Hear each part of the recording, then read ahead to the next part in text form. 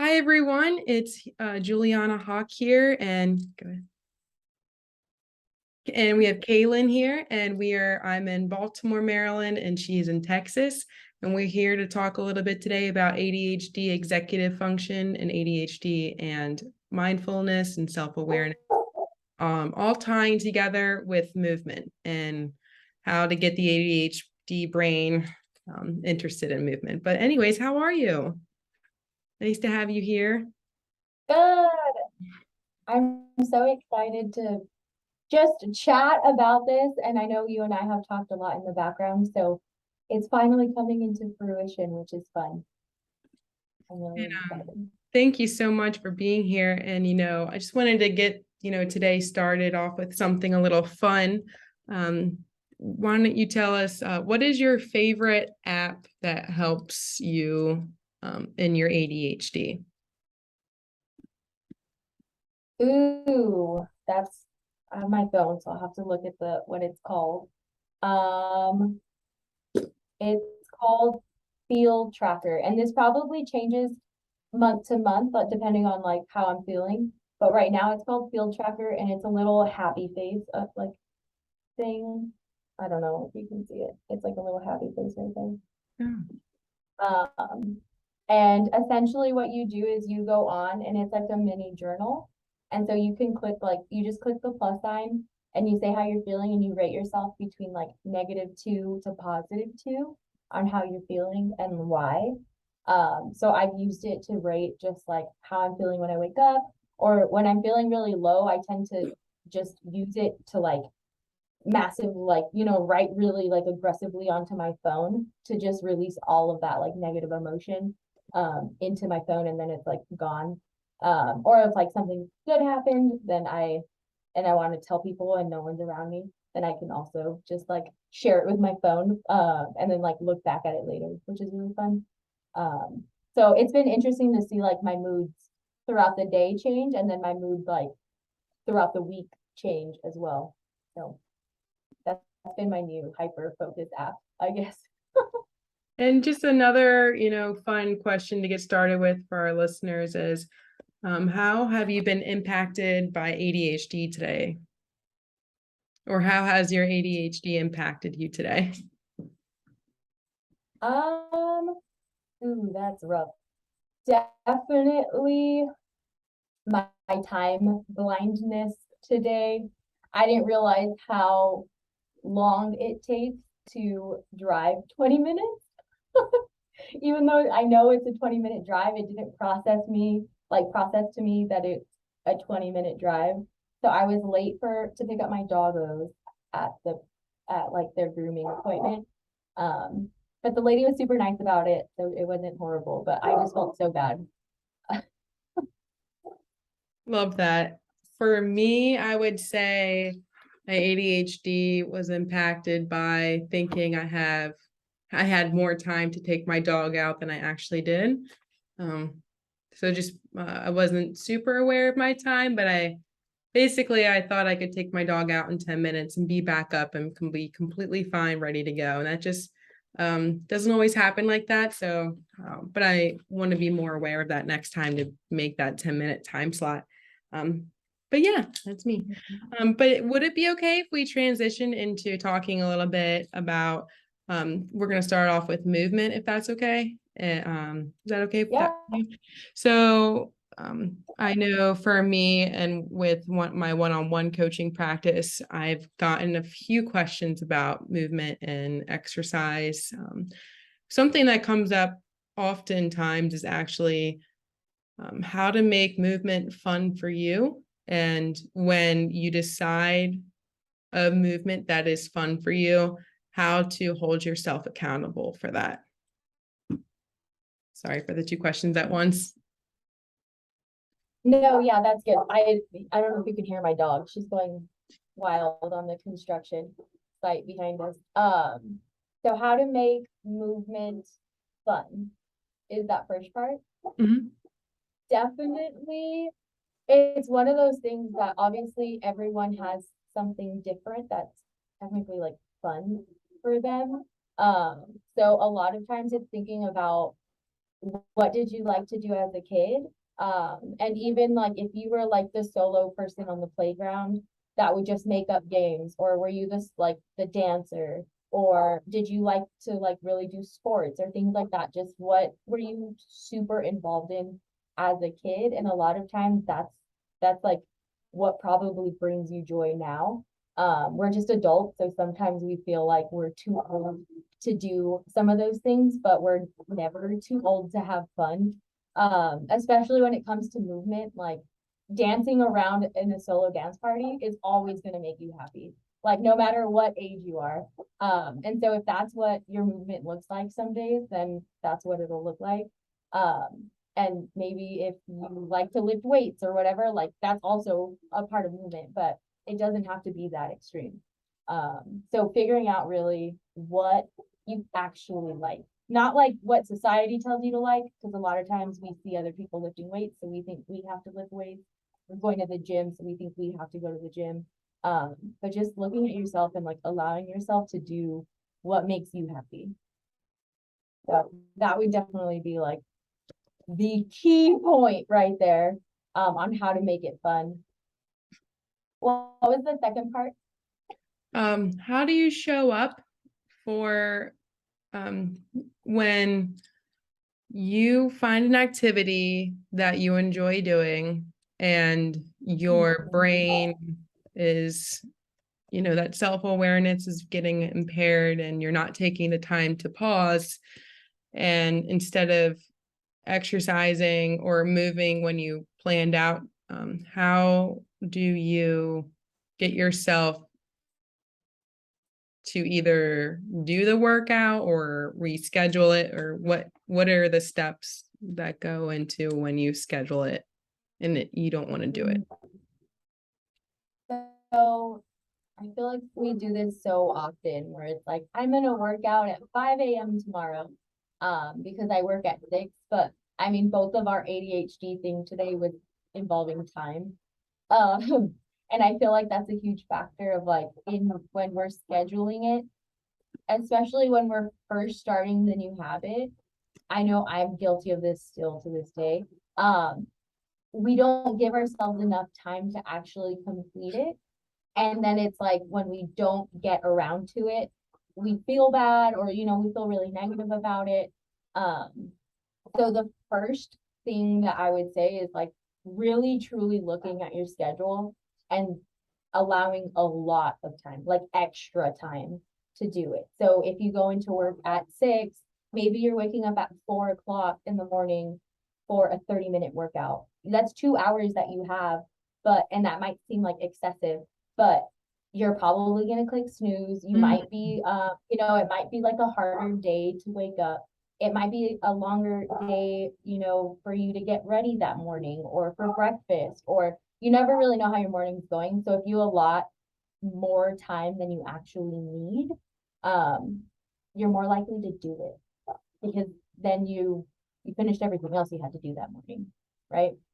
So yeah, allotting more time. And then just allowing yourself to say some days you're like, we're human. Some days we're not going to want to, and that's okay too. But if you have multiple days in a row, being able to like self-reflect and figure out, okay, what's going on? Like maybe the fun is sucked out of it and maybe we need to switch it up again.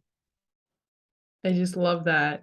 No idea. That really plays into role with executive function because, when I'm working with my entrepreneurs and my working professionals, we always think we can do more in an amount of time than we can. And, when we write down the task of something, let's say editing a website, little did we know that editing a website actually is broken down into 6 tasks. So then my coachee would get disappointed, and then imposter syndrome, and then procrastination, perfectionism all come into play because they want it all done at once and they want it to be, super perfect. But, I challenge that what is perfect. And also, we don't give ourselves enough time to complete that task, because ADHD is a, deficit of time. We have no orientation of where we are in time.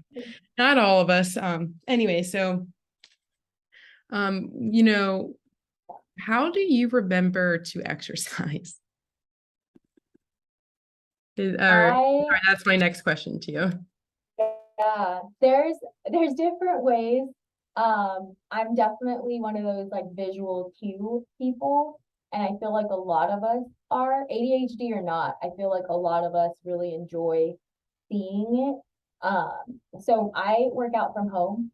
So right when I step out of my master bedroom, like I step out, that's my weight area. Like in the middle of my, like right in front of my stairs, like in the middle of the hallway. Because I can't not see it when I wake up or like when on my way downstairs. It used to be in a separate room, and I just would forget about it. You just close the door and you forget about it. So I put it in a space where I can't forget about it.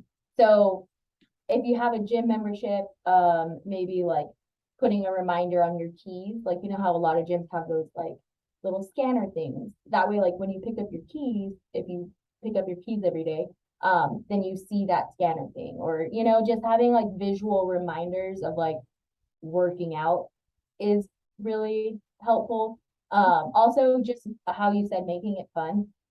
Having again visual reminder on like calendars and like being able to check things off. It maybe it's a list of 30 workouts that you're gonna get to do. So that it's like you get to physically check off like a printed list of them.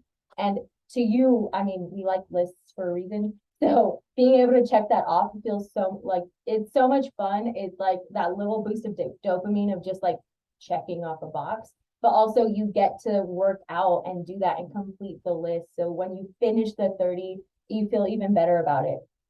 So visually seeing that list, if you have that like in your restroom, or again, like I have mine in my workout space because I can't not see it every time I walk to or from my room. So like from my bedroom. So visual cues for sure. Another part to remember is having an accountability buddy. I probably have an accountability buddy for everything in life. From workouts to, I mean, you and I were talking about it, like body doubling, just like in work stuff, or body doubling in, you know, like just different areas of life, like grocery shopping or, I don't know, literally any task, we can body double with. So, having that second accountability person to text you and just say like, hey, I did my workout, did you do yours? Is also like, you can't, like if they text you, then you kind of have to respond either a yes or a no. If you promise them, you would respond. Love that. And are there any other movement accountabilities that have worked for you and your clients? So it sounds like body double has been successful. Any other that you would recommend? Yeah. So for the accountability purpose is depending if you want like self accountability and or accountability like public accountability. Social media is a huge one that is very helpful. Because a lot of my clients end up like taking a picture at the gym or taking a picture with their weights or, you know, sweaty selfie. There's a hashtag for a reason. Like taking a sweaty selfie and posting it and saying like your workout of the day, or sharing like every single day I share a workout move with my client, like with my social media, and you follow me, so I'm sure you've seen it. Like I share my workout clips every single day, and that's my version of accountability, of like self accountability. But if you take photos of yourself every single day, or if you take like a Snapchat or you know, like just random check-ins. There's also people who do like calendars, like on your phone, and then put like little like emojis or something on it, and save it and post it. You can use it on social media or just posting it for yourself in your like on your phone and using it as your background, like the wall, like the screensaver or something, is super helpful. Kind of depending on if you want the public accountability, sharing it. If you don't want it, then obviously holding it to yourself. But obviously, always sharing it with someone else is gonna hold it. It holds us more accountable when we share it with at least one person. So sharing it with someone that is close to you, like if you don't want to share it publicly, then sharing it with like someone that you live with or someone that you know that you can trust, and you'll talk to them probably every day.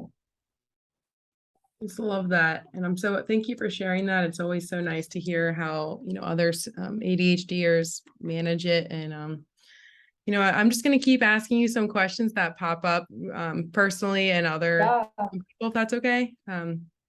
So yeah, another yeah. fun one is, like, this is one for me personally. And,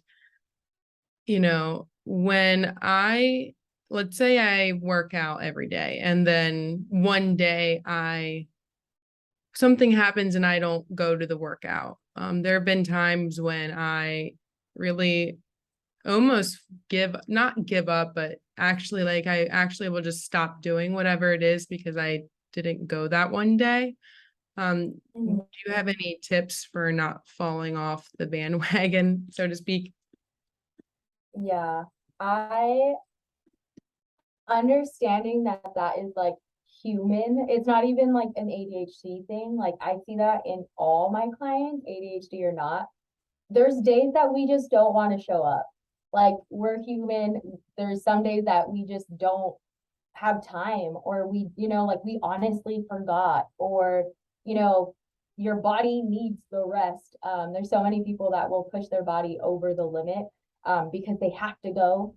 So when you need that time, when you need that break, being able to show ourselves grace is probably the hardest habit to learn. But once you learn it, it helps in every area of life. Even if you just learn to simply hold yourself like show yourself grace in not showing up for a workout, it gives you that sense of like feeling of okay, like I didn't totally fail because I'm allowing myself, like you're kind of sort of writing yourself a permission slip to not show up, if that makes sense. So I like let's take the 30-day like calendar thing. If you had a 30-day challenge or something, if you don't show up to just one of those days, it you made it to 29. So like understanding and telling yourself like I made it to 29, like I doesn't have to be 30 out of 30. And on day 31, you could do the one you missed. Like it's not like it's, no one is going to tell you that you can't do that. Maybe if like obviously if it was a class or something that you missed and they don't record it or something, then you can just supplement it with something else and do it a different type of class, or repeat a class that you've already taken, or there's always something that you can do to fill that gap, if you want to. But then also understanding like what missing one day is like nothing compared to the 29 days that you showed up. So it takes time and it takes a lot of practice and mindfulness and just showing yourself grace on those little things.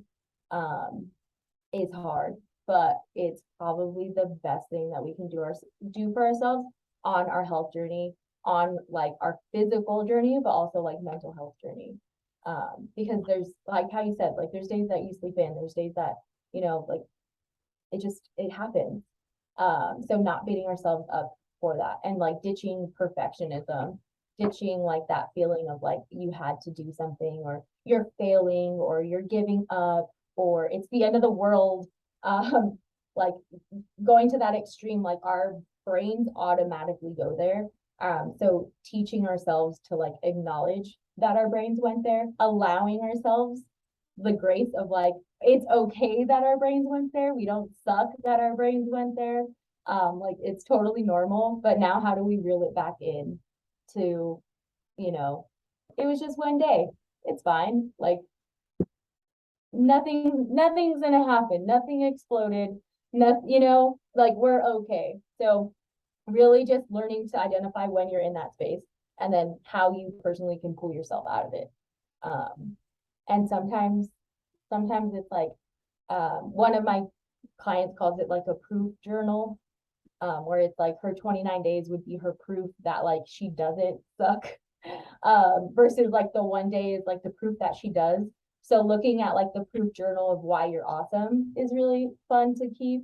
I think that's also why, like the app that I mentioned earlier, you get to just share good things that happen in your day on the app. That's it. And horrible things too. But sometimes like you don't have to read the horrible things. Um, Sometimes you just want to read the good things that have happened. And that's okay. Give yourself a little boost from time to time when you need it. So I'm so curious about this proof journal. Tell us more about that. So a proof journal would be I personally like this is my journal and it's blank. It's like what like I'm one of those people. So I have like just one page in there where it's like when something good happens for a client, I'll write it down in there because it's proof that like I'm a good coach. Like, or say you're like for moms, if their kid gets like perfect attendance, like you feel like a good mom, like you took your kid to school every day, which is huge. Like that's a big accomplishment to take them to school every single day. Or even for like your kid to like be on honor roll or something, like you as a parent play a role in that. Even though, yes, obviously your child is the one completing it, you have that influence on them. So that could be like proof that you're a good mom. So just writing those things down and allowing yourself to, when you're feeling low, when you're feeling down on yourself, to read them, be like, oh my gosh, like, yeah, I did that. And like taking pride in what the good things you've already done. So for working out, it could be like, um, I know a lot of gyms have like the number of times you've been in the week or in the month. So like pulling that up and seeing like I've gone to the gym 12 times this month and it's only the 20th. Like that's awesome. And so allowing yourselves to like kind of give yourself kudos and like really hype yourself up, like be your own hype girl, but having like a paper or a booklet or something. We love planners, so like having a whole planner on it, or like a whole binder or something on it is fun. I know for me too, as a coach, because I know you help coaches, I screenshot messages that I get from clients, like the thank you messages that I get, like, thank you, I've lost 10 pounds this month, things like that. I screenshot that and I save them in a folder in my phone. Because then I can just go back and read like all the great things that have happened to my clients. Like I don't do that for them. They do it for themselves, but it's cool to be a part of their journey. And it's proof that like you're doing well on what you said you were gonna do. So that's kind of like a proof journal, like a hype yourself up journal, a hype journal, like there's a lot of names for it, but So highly recommend. I actually use this for my executive function coaching, where I have my clients keep a success journal, very similar to what you said. I have one myself. And no, it's a success diary. And the moral of this success diary is with ADHD, we don't remember the good. With self-regulation, our brains are wired to remember the intensity of a negative emotion and the memory of a negative emotion. Whereas, so as a result, we don't remember the positive and, what people call us for. So I actually do the same thing when am complimented, or when someone says something to me I really don't see as a strength in myself. I take a picture, I draw it. I have an email tab as well. Sometimes I even make the memory out of clay, so I won't forget it. The tactile of touching the clay, it gets ingrained into my brain. So yes, I can't I encourage success diary anymore. You could even go on Google Doc. Well, you could even, like what you mentioned, saving a picture. I have a photo gallery in my computer, my phone. I am huge on memory or remembering successes, because it's actually a deficit where our brains really choose the negative. And it comes back to the intensity of the memory and the frequency and the situation it was in. So all of that really comes into play. And, when you review that success journal, you're really going to be taken back to that positive memory if you want to be. So anyways, Yeah. thank you for that. I'm gonna ask a fun question, and then I have three last questions for you. And then anyway, so if you don't mind tell us a little bit about yourself and how our viewers can find you, and what offers do you offer to everyone? Yeah, so I don't know that I introduced myself. I'm Kaylyn. So I hang out probably most on Instagram. So it's Kaylyn Silva.fit. So KaylynSilva .fit. And that's actually my at, I guess is how people call it, your handle, your at, for Instagram and for TikTok. They're the same because I hang out on TikTok as well. My Instagram is definitely more towards fitness and mindset, whereas my TikTok is more towards that ADHD thing just happened to me and it's hilarious. So those are like my two personalities, my two like things that I kind of really focus on, and they mesh together oftentimes, but those are the two platforms I probably hang out on the most. And that leads into what I do. I am primarily, and I was a fitness coach solely for 3 years, but I, with Juliana's help, have been transitioning into an ADHD coach, which has been awesome. This awesome journey transitioning into like an ADHD mindset and health coach. And specifically for just like women, Latinas, like people that can really resonate with my own story, because I recently was diagnosed with ADHD only like 6 months ago now, maybe 7 months. So it hasn't been super long, and so that's how I help people, is trying to, grasp that mindset of, those negative feelings, understanding that that's normal, and just how can physical movement help with our mindset, and how can like our mindset help with our physical movement, and how they're holding together. Fantastic. Thank you for being here for the community, and thank you for all that you bring the table. It's so great to have, energy like yourself in the community. Especially, when you can validate your client, the other ADHD on the other end, and, just so that they understand that they are not alone, in this journey. You're going to keep getting turns, and to just understand that ADHD is, it's a lifetime. People say they go live out ADHD, but I've only heard a mature adult say that. And what that means is they just live their life where their ADHD, they don't like step on themselves with their ADHD. Cause I've asked them, like, cause some people are convinced you outlive ADHD, and it's just not the truth. It's with you forever. Yeah. And I do a lot of reading, and I just can't help but share this. I recently discovered that the inattentive ADHD actually get it with growth. Inattentive actually gets worse over time, whereas hyperactivity actually gets better with time. That was written at a CHAD conference in 2014. Yeah, and I can also link that article below.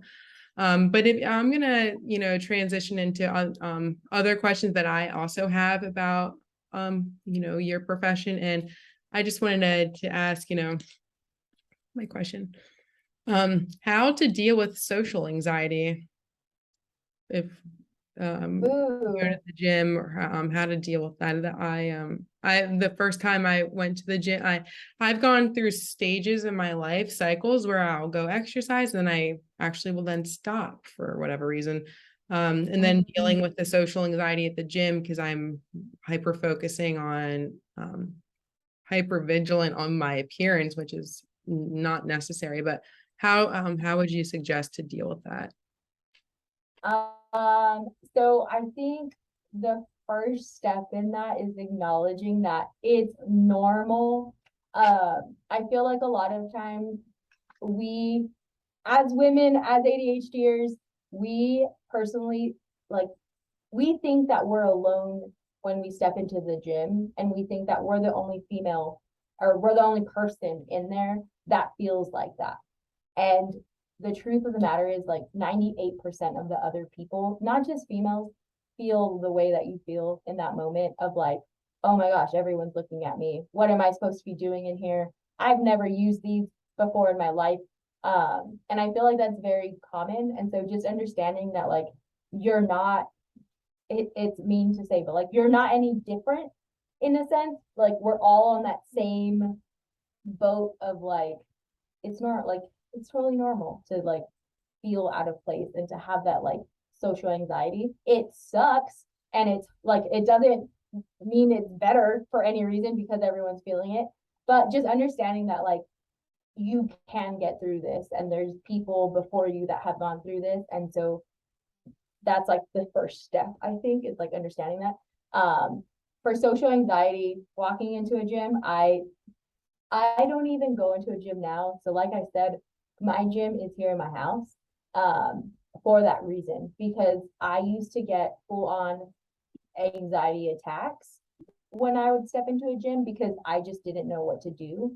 And a lot of that, I think it stemmed from that need. Like I saw other people lifting weights or doing machines or doing things, and I set that expectation on myself. And a lot of us do that where we self-set expectations and then we don't have the training. We don't have like, we're not personal trainers. So how are we supposed to know that? And like, we didn't actually take the time to learn about how to use the different machines or weights or do the different moves. We just walk into a gym oftentimes expecting to know that, which is strange because we see other people know that. So we're like, if they can do it, I can do it. But you forget that like they probably were taught at some point. So understanding that like it's okay if you don't know. And just showing yourself grace again on that aspect. Another, there's like so many pieces to this. Another piece of it would be if you don't like to go to the gym and if it gives you anxiety, you don't have to. There's other ways of movement. Like I said, I have a home gym. I have clients that their whole like workout movement is walking their dogs because that's awesome. They walk their dogs 3 times a day and that's how they get their movement in. And it's, or they play with their dog at the, at the park and they're like running laps with their dog or, it's like, it doesn't have to be the lifting weights. It doesn't have to be the running on a treadmill, things that we see in like gym culture. It can easily be just a dance party in your house, or walking your dog, or simple tasks that bring us joy.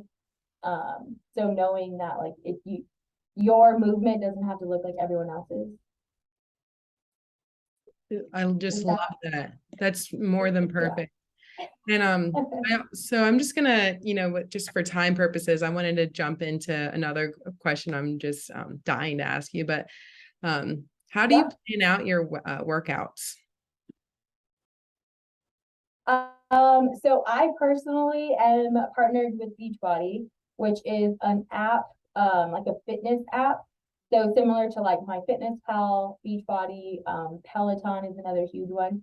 So I am partnered with Beachbody and I just have to click play on my workouts, which sounds insane. I don't have personal training experience or like dietary, like nutritionist experience. I just pull up my app and I decide like, this is the program I'm doing this month. Because it seems fun. I've done anything from like full on hip hop dancing to bar and Pilates and like ballerina type stuff to lifting weights and like very like masculine lifting weights is what I'm doing right now, which is fun. It's like different. And when I get bored of something, I can easily just change to a different program. But when I show up to my workout, I literally don't have to think about anything. I just have to be present. Like I literally just have to push play. That's my only job. And then to follow along what he's doing. So a lot of people like going to like Orange Theory or just like in-person classes. And it's that same thing. Like all you have to do is show up. They're going to teach you, they're going to guide you through everything. And I think as ADHDers, that's a huge part of why we don't want to work out, is like, I don't know what I'm doing, or like, I don't know what to do. So if you let someone else do that for you, do that thinking for you, you're more likely to show up. And so for me, my brain, I guess, is my app. And so I have it like literally programmed into my life now. I've been using this for 3.5 years now, and it's probably the longest commitment other than my boyfriend that I've ever had. So that's like amazing to me. I've never stuck. It's longer than any job that I've had. It's longer than any like career path that I've had. So yeah, I feel like it works because there's so many different things that you can do on there. And it's so simple. I just love that. So my last question for you is how to deal with feeling guilty about taking care of yourself. Ooh, that's a heavy one too. Sorry. So I guess figuring out that root cause, like what is it? And you can write it down. I think journaling and like brain dumping all of your thoughts down is a huge part of like how we can process what we're feeling. A lot of times we're like, we don't have the words to, I mean, I'm not very good with words to begin with. And then I feel an emotion and I'm like, I don't even know what this is. Like I don't get hunger cues, or I don't like, I'm that person that I have no idea what I'm feeling. I have to like journal it out, all of my thoughts. And then I get to the kind of the root cause once I look at it from afar, I guess. So just really journaling it down is like, what makes you like, why are you feeling guilty? Like just asking yourself, no one has to read it, but just like write it down. Like, is it a time thing? Is it like you're not showing up for your family? Is it like you feel guilty spending money on a gym membership when you could be buying something else? Like, what is it that you're feeling guilty for? Because there's so many different things. And you could be feeling guilty for several or for just one, and then acknowledging it and, hitting it at the core, where it's like, okay, if it is a financial thing, then how can you get that movement without a financial burden? Again, your movement could be a dance party in your house. That's free, so that takes out the financial burden, that takes out that guilt that you were feeling. And you just cancel your gym membership. I have memberships everywhere, left and right, where I forget to cancel them. So you hopefully cancel your gym membership. But maybe it's that time thing with your family. Okay, then set aside like Thursday nights for game night with your family. And then that means you're not going to the gym Thursday nights. And that's okay. You don't have to go to the gym every day. So, or you don't have to work out every day. So designating like that specific family time for them. And that way you don't feel guilty every other day of the week. Maybe you're the person like your only time to go to the gym is during dinner time. So yeah, that's huge. Like if you have like one big meal every week with your family, you get that like one-on-one time, right? Like other than like having food prep for them and they eat without you while you're at the gym. Like, so finding that the solution to what that guilt cause is definitely key. But it's different for everybody. It's fine. A lot of times it's financial, a lot of times it's that time aspect with family, with loved ones, which is why I said those two. But it could be anything else too. That's so helpful. I can't thank you enough. And I also just want to let our listeners know that to thank you for listening to this recording. We are collaborating on a mindfulness journal log, and that will be attached below. But before we part ways, if you don't mind, tell us, your any either a book or a podcast or both recommendation of podcast or book recommendation or recommendations that deal with self-compassion and your journey. I am definitely a podcast listener. I have books and I've read a lot of books, but then I forget what they're about like 2 weeks later. But podcasts you can like always plug into and like re-listen Right. to. So definitely a podcast person. And I wrote them down because I was like, okay, if she asked me. The mindset mentor is a huge one for me. And I feel like as entrepreneur ADHD, it might be a little more helpful, but also just in life. The Huberman Lab, like That's a good one. do you know that podcast? Yes. The Life Coach School with Brooke Castillo, Oh yeah, that's a good one. and then Empower Her with her name was Cassia Fitzgerald, but she just got married like 2 weeks ago. So it's Get Miri is her last name now. But I'm sure you'll find it either way. But it's Empower and then Her capital, like all capitalized. And all of them actually have like mini ones that you can listen to. So if you want like a 15-minute one over instead of like their hour-long one, you can plug into those. And those are the ones that I listen to most probably. Just because it only takes about 15 minutes to get to my grocery store. So Love that. Well, thank you so much for sharing all that. And thank you everyone for listening. And we'll be back next time. yeah, thank you.